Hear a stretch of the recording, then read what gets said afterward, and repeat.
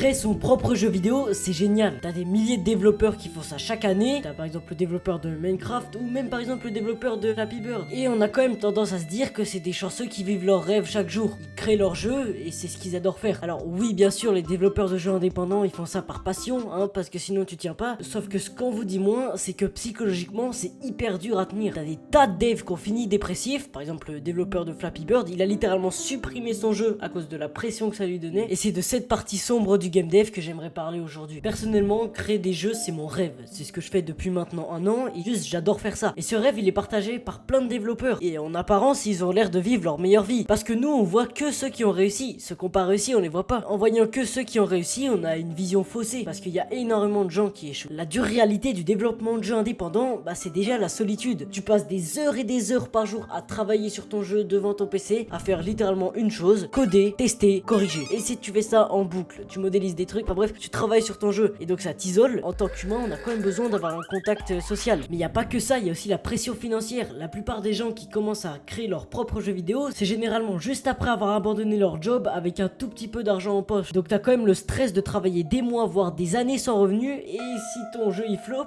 tu risques d'être dans la merde. En plus de ça, tu risques de faire des burn-out de fou parce que tu te mets la pression. Normal, le but c'est de faire un bon jeu. Si tu fais pas un bon jeu, ton jeu il risque de flop. Et si tu flop, tu gagnes pas d'argent. Et enfin, l'instabilité.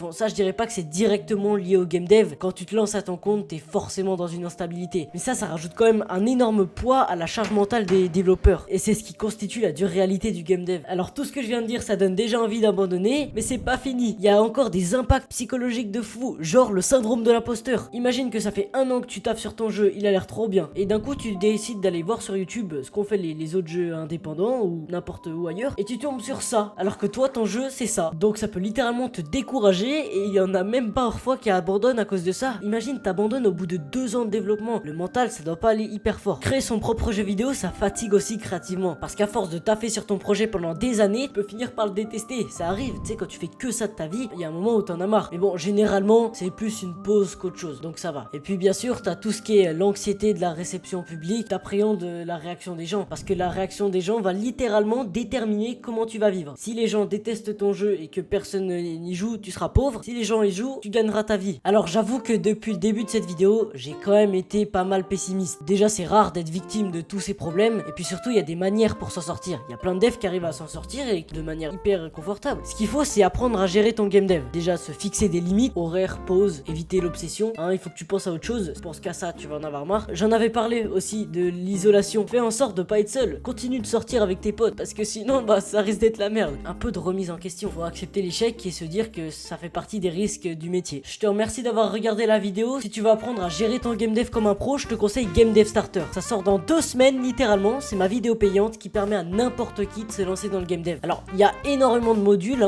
mais j'en parlerai dans d'autres vidéos. Et par rapport à cette vidéo, il y a toute une partie qui t'explique comment gérer ton game dev comme un pro. Et c'est littéralement le remède à tous les problèmes qu'on a vus dans cette vidéo. Parce que oui, c'est possible de les éviter si tu sais comment. Merci d'avoir regardé la vidéo. Abonne-toi, mets un like. Et si tu veux comprendre comment Fortnite a fait pour percer autant que ça, regarde cette vidéo.